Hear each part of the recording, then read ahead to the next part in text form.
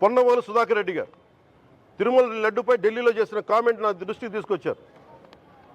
ఇలాంటి సెన్సిటివ్ సమయాల్లో ఎయిదర్ మౌనం మంచిది, మౌనం దాటి పొగరుగా మాట్లాడటం, నన్ను పచ్చి బూతులు తిట్టినా, నన్ను వక్రీకరించినా, నన్ను రోడ్డు మీదకి లాగిన నేను ఎప్పుడు మౌనంగానే ఉన్నా. కానీ వైసీపీని నాయకులు విమర్శించే నాయకులు ప్రత్యేకంగా చెప్తున్నాం, సనాతన ధర్మాన్ని జోలికి రాకండి.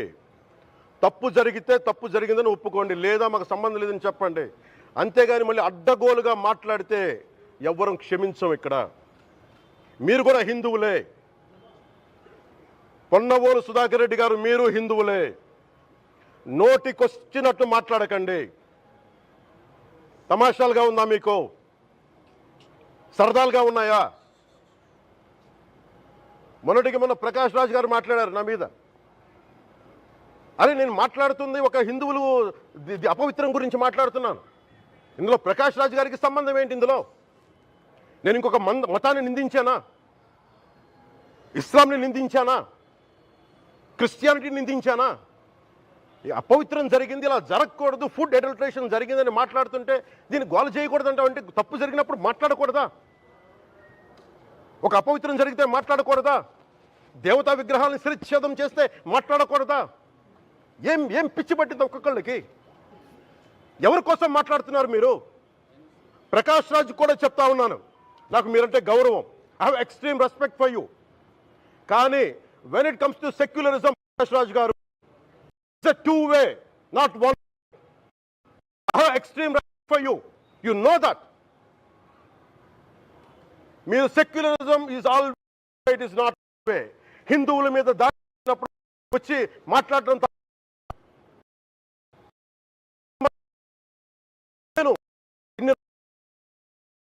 మంది కౌలు రైతులకు ఇచ్చాను, ఎంతమంది ముస్లిం ఇస్లాం రైతాంగానికి ఇచ్చాను నేను. ఇదే ఎన్ని మద్రాసాలకి డబ్బులు ఇచ్చాను నేను, 25 లక్షలు 30 లక్షలు ఇచ్చాను, నేను ఇచ్చినవాడిని. నేను నాకు అన్యమతం ఇస్లాం మీద గౌరవం ఉన్నవాడిని, క్రిస్టియానిటీ మీద గౌరవం ఉన్నవాడిని, చిన్నప్పటి నుంచి కూర్చొని మిషనరీ స్కూల్లో చదువుకున్నవాడిని. నా టీచర్ చెప్పిన సూక్తి, తను తగ్గించుకున్నవాడు హెచ్చింపబడినని చెప్పి బైబుల్ సూక్తిని ప్రతిసారి కోట్ చేస్తూనే ఉంటాను. ఇది నా గౌరవం, ఇది నేను చూపించే గౌరవం. మీరు మాట్లాడితే కూర్చొని నేను పాటించే ధర్మానికి అపవిత్రం జరిగినప్పుడు నేను మాట్లాడకూడదు, మౌనంగా ఉండాలి. సెక్యులరిజంకి విఘాతం అంటే ఏంటి? సెక్యులరిజంకి విఘాతం నా ఇంటి మీద దాడి జరిగినప్పుడు నేను మాట్లాడకూడదా? నా ఇల్లు 10 మందికి ఆశ్రయం ఇస్తుంది. నా సనాతన ధర్మం అన్ని ధర్మాలకి ఆశ్రయం అయితే దానికి దాడి జరిగినప్పుడు, దాని మీద అపవిత్రం జరిగినప్పుడు దానికి కూడా మాట్లాడకూడదంటే ఏం మాట్లాడాలి మీతోటి? ప్రకాష్ రాజ్ గారు, you have to learn your lessons. I respect you.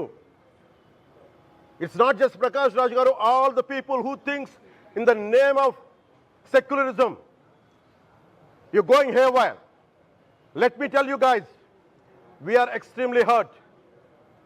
Don't make a mockery out of our sentiments. We are deeply, deeply hurt. It's not fun for you, maybe it might be fun for you.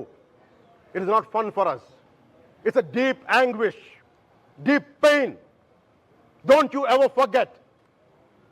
Before you come and think 100 times and talk about Sanatana Dharma. Enough of this. చాలు. ఇష్టానికి మాట్లాడుతూ ఉన్నారు సనాతన ధర్మం మీద. అయ్యప్ప స్వామి మీద మాట్లాడతారు, సరస్వతి దేవి మీద మాట్లాడతారు, అల్లా మీద మీరు మాట్లాడగలరా? మహమ్మద్ ప్రవక్త మీద మీరు మాట్లాడగలరా? జీసస్ మీద మీరు మాట్లాడగలరా? అందరూ కూర్చొని సనాతన ధర్మం మీద, వినాయకుడి మీద జోకులు వేస్తారు, దుర్గాదేవి మీద జోక్స్ వేస్తారు, సరస్వతి దేవి మీద జోక్స్ వేస్తారు. మా మనోభావాలు గాయపడవా? మాకు బాధ ఉండదా? అందుకే నేను ప్రతిపాదించింది ఏంటంటే, ప్రతి దానికి రావలేకపోతున్నాం. సనాతన ధర్మ రక్షణ board is order of the day. ప్రతిసారి కూర్చోబెట్టి మేము డిఫెండ్ చేసుకోలేం. ఇది ప్రతి సగటు హిందువు తాలూకు ధర్మం. ఇదే ఇస్లాం మీద దాడి జరిగితే ఎంతమంది బయటకు వస్తారు, ఎంతమంది నిరసన తెలియజేస్తారు, రోడ్ల మీదకి రమ్మని చెప్పట్లా. కనీసం మీకు కోపం కూడా రాకపోతే మేము ఏం చేస్తాం? గుడికి వెళ్ళే ప్రతి హిందువు బాధ్యత కాదా ఇది? నా ఒక్కరి బాధ్యతైనా, మా బాధ్యతైనా, మీది కాదా? ధర్మాన్ని మీరు పరిరక్షించడానికి మీ బాధ్యత కాదా? ఈయన పొన్నవోలు సుధాకర్ రెడ్డి గారు మాట్లాడేది, పంది కొవ్వు చాలా ఖరీదైంది. ఆ కొవ్వు లడ్డు నెయ్యితో ఎలా కలుపుతారు? నెయ్యి 300 రూపాయలు ఉంటే పంది కొవ్వు 1200 రూపాయలు. బంగారంతో రాగి కలుపుతారా? ఇత్తడిలో పుత్తడి కలపరు. చెంబు తయారులో ఎవరైనా బంగారం కలుపుతారా? మదమెక్కిన మాటలు పొన్నవోలు సుధాకర్ రెడ్డి గారు. మదమెక్కి వస్తే ఇట్లాంటి మాటలే వస్తాయి. మీరు నా మీద కోర్టులో కేసులు వేసుకుంటారో ఏమి చేసుకుంటారో చెప్తా. మీరు ఏజీపీలు కదా, మీ దగ్గర వేల కోట్ల డబ్బులు ఉన్నాయి కదా, వేసుకోండి కోర్టులో. చెప్పండి. సనాతన ధర్మానికి నోటికొచ్చినట్టు మాట్లాడితే మిమ్మల్ని అందరినీ రోడ్ల మీదకి లాగుతాం, గుర్తుపెట్టుకోండి. తప్పు జరిగింది, ప్రాయశ్చితం చేసుకోండి, లేదంటే మౌనంగా మాట్లాడకుండా ఉండండి అంతే. మా మనోభావాలు ఇంకా రెచ్చగొట్టేలా మాట్లాడొద్దు. భూమన కరుణాకర్ రెడ్డి గారు మాట్లాడతాను నేను వెళ్ళి హై డ్రామా. రాజకీయ మనసు ఉన్న వాళ్ళు అత్యంత దారుణంగా ప్రవర్తిస్తున్నారంట. లడ్డు కలుషితమైంది అంటున్నారు. కల్తీ నెయ్యితో తప్పు చేసి ఉంటే సర్వనాశనం అయిపోతాం, రక్తం కక్కుని చచ్చిపోతాం. మీ నాశనం మొదలైంది. రెండోది అది భగవంతుడికి వదిలేస్తున్నాను. వైవి సుబ్బారెడ్డి గారు విచారణకి రావాలంటే రికార్డులు ఆయనకి ఇవ్వాలంట. మీరు ప్రభుత్వంలో రికార్డులు మాకు ఇచ్చారా? మాకు ఏం మాట్లాడుతున్నారు మీరు? మీరు కూడా విచారణకు సిద్ధంగా అండి. అసలు ఈవో ధర్మారెడ్డి గారు, ఆ మనిషి గాయబ్. ఈరోజు దాకా లేడు ఆయన. ఈరోజు దాకా మళ్ళీ కనిపించలా. ధర్మారెడ్డి గారు, నేను మిమ్మల్ని చూశాను ఆ రోజున. నేను దర్శనానికి వచ్చినప్పుడు మీరు అందరూ ఎలా ప్రవర్తించారో నాకు తెలుసు, నేను చూశా. తిరుమలని ఇష్టారాజ్యంగా చేశారు, అది వ్యాపార కేంద్రంగా చేశారు, ఆధ్యాత్మిక కేంద్రం నుంచి పర్యాటక కేంద్రంగా చేశారు అది. ఇదే మీరు మక్కాకి వెళ్తే ఇలాగే ప్రవర్తిస్తారా? మీరు ఒకసారి మక్కాను చూసి నేర్చుకోండి. ఇస్లాంని పాటించే ప్రతి ముస్లిం ఎంత పవిత్రంగా పాటిస్తాడో చూడండి. అక్కడ అథారిటీస్ని అడగండి. ఒక చిన్నపాటి మస్జిద్కి వెళ్తే ఎంత పవిత్రంగా చూసుకుంటారో చూడండి. ధర్మారెడ్డి గారు, మీరు హిందువులా? మీ ఇష్టానికి మీరు చేసేసుకుంటారా? మీ బిడ్డ చనిపోయాడు, చనిపోయిన కనీసం 11 రోజులు లోపలికి రాకూడదండి, ఈ లోపల వచ్చేస్తారా మీరు? మేము మర్చిపోయామనుకుంటున్నారా? ఆగమ శాస్త్రం చెప్పింది మీకు ఇదేనా? అంటే గవర్నమెంట్ ఉద్యోగులు అయితే ప్రభుత్వం మీ నియమిస్తే మీ ఇష్టానికి చేసేసుకుంటారా? మాకు బాధలు ఉండవనుకుంటున్నారా? ఇదే మీరు ఒక ఇస్లాంకి చేస్తే అపచారం జరిగితే మీరు ఏం చేస్తారు?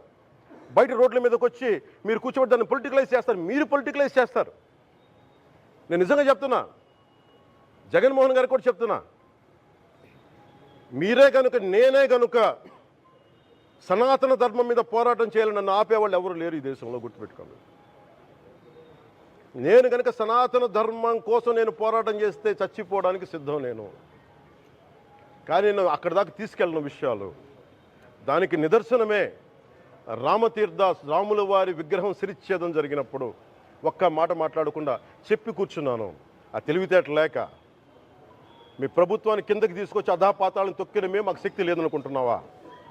ఉండవనుకుంటున్నావా? కానీ మేము సమాజాన్ని కలిపి ఉంచాలని వ్యక్తులం తప్ప విడగొట్టాలని వ్యక్తులం కాదు మేము, గుర్తుపెట్టుకోండి. అలాగే ఈరోజు నుంచి ప్రజలందరికీ కూడా చెప్తున్నా, అన్ని మతాలని మేము గౌరవించేది ఈ నేల. ఒక జనసేన పార్టీ అని కాదు, తెలుగుదేశం పార్టీ అని కాదు. మీరు ఏ పార్టీలకు సంబంధించిన వైసీపీలో ఉన్న హిందువులందరూ ఏం చేస్తున్నారు? మీరందరూ పోటీ పడ్డారు కదా తిరుమలకి వెళ్ళడానికి. మీరు మర్చిపోయారు, ఇందులో ఈ పాపం మీకు కూడా వస్తుంది, ఈ పాపం మీకు కూడా తగులుద్ది. మీ మౌనం కూడా మొత్తం జాగ్రత్త, తరాలు నాశనం అయిపోతాయి. మీ మౌనం మంచిది కాదు. ఇది ఒక వెంకటేశ్వరుడికి జరిగింది కాదు, భగవంతుడికి, నిరాకారుడు, ఆయనకి ఇవేం పట్టవు. మనం నమ్ముకొని ఆయనకి వెళ్తున్నాం, అది మనకి బాధ్యత. ఇది ఇంకా ప్రతి ఒక్కరు దీన్ని గుర్తుపెట్టుకోండి. చేతులెత్తి వేడుకుంటున్నాను, చేతులెత్తి వేడుకుంటున్నాను. సగటు హిందూ మీరు సినిమా టికెట్లకు వెళ్ళిపోతారు, అభిమానులు అందరూ. మీరెవరు హిందువులు లేరా? సినిమా టికెట్ల కోసం చించుకుంటారు. సినిమాని మీరు కూర్చోడానికి మీరు మొత్తం మాట్లాడతారు. అందరిని అడుగుతున్నా, అందరు మొత్తం భారతదేశ